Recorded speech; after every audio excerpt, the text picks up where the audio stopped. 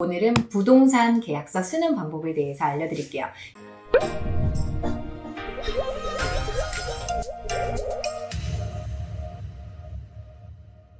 오늘은 정말 중요한 우리의 정말 사업의 첫 시작을 알리는 부동산 계약 쓰는 방법인데요.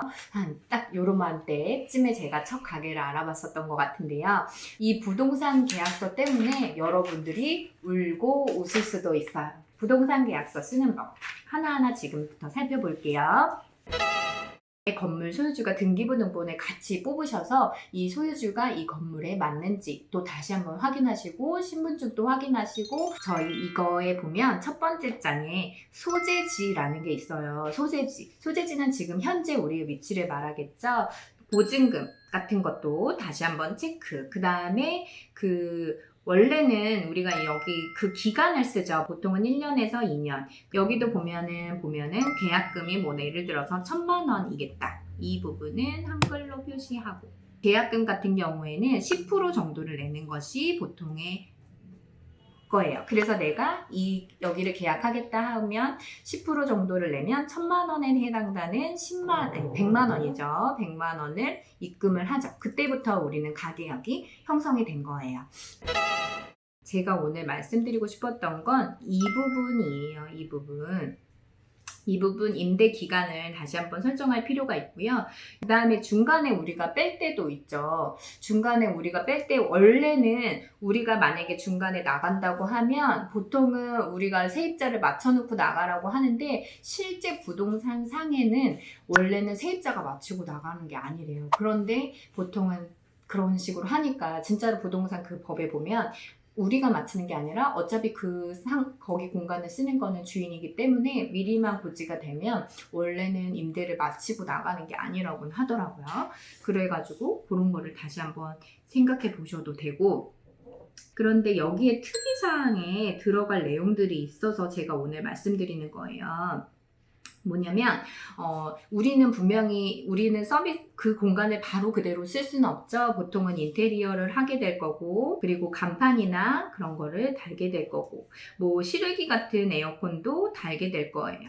그런데 이런 거를 미리 위치를 확인하고 들어가셔야 돼요. 인테리어 할 때 원상복구 조합. 첫 번째, 인테리어 다 해놨는데 원상복구 해주세요. 그 원상복구의 의미가 어디까지인지, 뭐 나중에 처음에 임대할 때 요즘같이 경기가 안 좋을 때는 많이 세입자들이 입장을 맞춰주시니까 뭐 여기도 페인트 칠해라, 여기가 뭐 동실일 경우에 뭐 다 된다고 했다가 나중에 나갈 때 이거 다 원상복구 해놓고 나가라, 하다못해 곁에 이제 페인트 다 발라놓은 것까지도 원래는 괜찮다고 하셨다가 그 벽돌까지도 다 교체해놓고 나가라 할 때도 있거든요.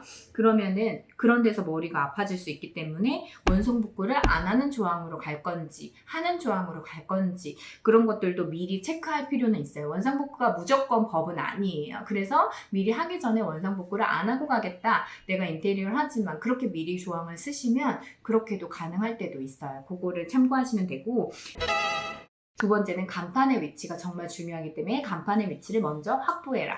간판의 위치 정말 중요하죠. 우리가 1, 2층이면 다행이겠지만 보통은 고층을 이상을 임대할 경우도 있죠. 뭐 4, 5층. 보통 시야에서 가려진 부분을 임대할 경우에는 그게 안 보이게 되면 계속 홍보비로 많은 돈이 지불을 하게 되죠. 그리고 여기 위치에 왔다가도 다시 한번 또 설명을 해야 되니까 1층에서 그 바로 밑에서 고객님이 어디지 하고 찾을 때도 많아요.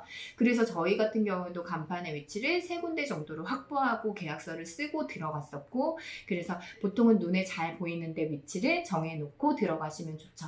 그리고 배너나 이런 거를 놓을 수 있는 자리까지도 주인분이랑 협의하시고 들어가는 거를 하고요. 세 번째, 그 다음에 실외기 같은 에어컨이나 뭔가 이런 히터 작업을 할 때 벽을 뚫어야 되는데 다 공사해놓고 다 했는데 갑자기 여기는 절대 뚫으면 안 돼. 실외기 그 가스 나가는 그 배선이 있어요. 그거당 솔직히 비용이 청구가 되는데 보통은 바로 건물 옆으로 붙이면 괜찮은데 건물주분께서 여기는 미관상 지저분해, 그냥 건물 위로 올려줘. 그러면은 보통은 1m 하면 될 것이 보통 7, 8m 건물 옥상까지 올라가고 막 10m까지 올라갈 때도 있거든요. 그러면 그게 다 돈인 거죠. 이거는 제가 해봤기 때문에 알아요. 그래서 그런 거. 그리고 또 마지막 팁입니다. 건물주. 저희 건물주 사장님은 너무 좋지만 건물주가 건물에 있는 거는 정말 비추예요, 비추. 왜냐면 눈치를 보게 돼요.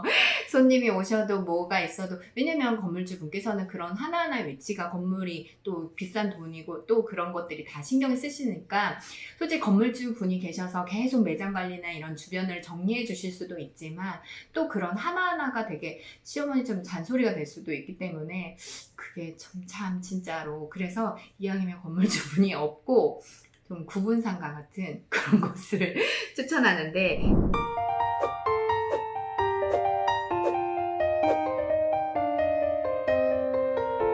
가장 쉽게 알려주는 이지유 TV입니다.